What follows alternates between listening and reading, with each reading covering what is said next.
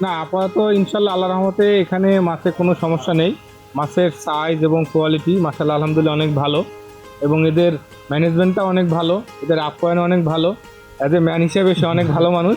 তো আমি চাই আমাদের দক্ষিণ অঞ্চলে সে আরও এরকমের মাছ পাঠাক, এবং তার মতো এরকমের আরও দু চারটা হ্যাচারি হোক, আমাদের দেশে হোক, এখানে হোক, তার জন্য প্রতিষ্ঠান আরও ভালো চলুক, এই আশাবাদ ব্যক্ত করি আমি। ভাইকে যশোরে মাছ তো আমি দিছি, এর পরবর্তীতে ভাইকে আমি 1 মণ আম গিফট করলাম।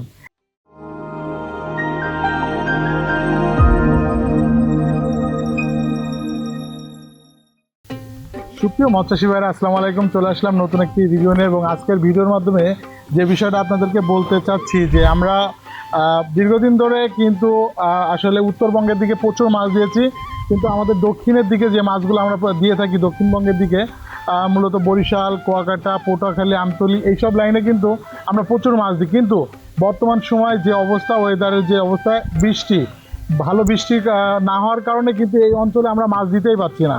তো মোটামুটি যতটুকু বৃষ্টি হয়েছে তাতে বর্তমান সময় চাষিরা কিন্তু আমাদেরকে ব্যাপক সাড়া দিচ্ছে। সেটাই মূলত যে বিষয়টা আমরা বলতে চাচ্ছি, যেমন হচ্ছে মুসা ভাই, উনি গত বছরে আমাদের কাছে মাছ নিয়েছিল এবং উনি ওয়াদা করে গিয়েছিল যদি আমাদের প্রতিষ্ঠানের মাছ ভালো হয় উনি আবারও আসবে। তো দেন উনি কালকে এসে, আমি ঘুমাইছিলাম, আমাকে ফোন দিচ্ছে, ভাই আপনার প্রতিষ্ঠানে আসছি, আপনি আসেন। তা বললাম ভাই আপনি বসেন, আমি আসতেছি। ওনার আসার পরে আমাকে প্রাথমিকভাবে 12 থেকে 13 মণ মাছের একটা অর্ডার দেয়, কিন্তু উনি মাছ নিতে নিতে ওনার পছন্দ হতে হতে প্রায় এটা 20+ হয়ে গেছে। তো আমরা প্রথমে ছোটো গাড়ি ঠিক করছিলাম, পরবর্তীতে বড় গাড়ি, কারণ ওনার মাছের চাহিদাটা অনেক বেড়ে গেছে। তো এরকম আমাদের বড় বড় যারা কাস্টমার আছে এখনও পানির কারণে মূলত মাছ ছাড়তে পারছে না, অনেকটা ক্ষতিগ্রস্ত হয়ে যাচ্ছে, সময় চলে যাচ্ছে। তো আজকে মূলত এই কথাটা বলার উদ্দেশ্য হচ্ছে যে ওই বঙ্গে প্রথম শুরু করলাম গাড়ি দিয়ে। তো যদি ওই বঙ্গের মানুষ মাছ নিতে চায় অবশ্যই আমাদের কাছে আসবেন। এবং একটা বিষয় হচ্ছে, মুসাফের কাছে আমরা শুনবো যে উনি যে মাছ আমাদেরকে অর্ডার দিয়েছিলেন মাছ না দেখে, শুধুমাত্র আমার কথার পর ডিপেন্ড করে, তো মুসা ভাই এখন সেই মাছটা অ্যাকুরেট পাইছে কিনা আমি মুসা ভাইয়ের কাছে শুনবো। ভাই আসলে আপনি তো, জি আলহামদুলিল্লাহ, কালকে ধরে ভিজিট করতেছেন আমার এখানে। জি। তো আপনি তো কালকে যখন মাছ আমাকে অর্ডার করছেন, আপনি তো আমাকে মাছের কোনো স্যাম্পল আমি আপনাকে দেখাইনি। আপনি শুধুমাত্র আমার মুখের জবানের কাছে কিন্তু মাছ কিনে এনেছেন। তো আপনি আমাকে প্রথমে 12 থেকে 13 মণ মাছের অর্ডার দিচ্ছিলেন, এখন প্রায় 20 মণ প্লাস নিয়েছেন। যেহেতু মাছটা আপনি নিজে হাতে মেপেছেন, মাছে কি কোনো সমস্যা আছে কিনা? না, আপাতত ইনশাল্লাহ আল্লাহর রহমতে এখানে মাছে কোনো সমস্যা নেই। মাছের সাইজ এবং কোয়ালিটি মাশাআল্লাহ আলহামদুলিল্লাহ অনেক ভালো, এবং এদের ম্যানেজমেন্টটা অনেক ভালো, এদের আপ্যায়ন অনেক ভালো।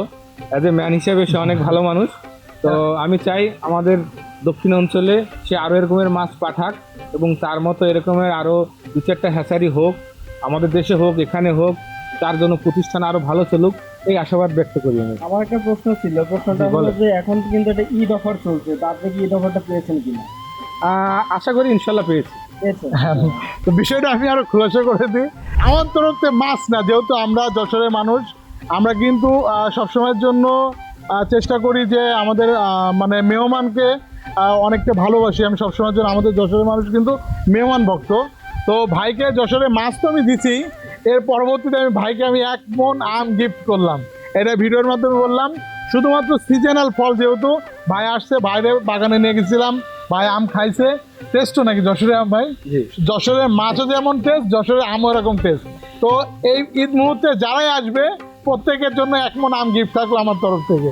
তো ভাই আমাকে জন্য দোয়া করবেন, আপনার প্রজেক্টের জন্য দোয়া আছে, আল্লাহ পাক যেন এই প্রজেক্টে আবার মাছে লাভবান করে আমাদের কাছে আপনার ফিরে নিয়ে আসবে।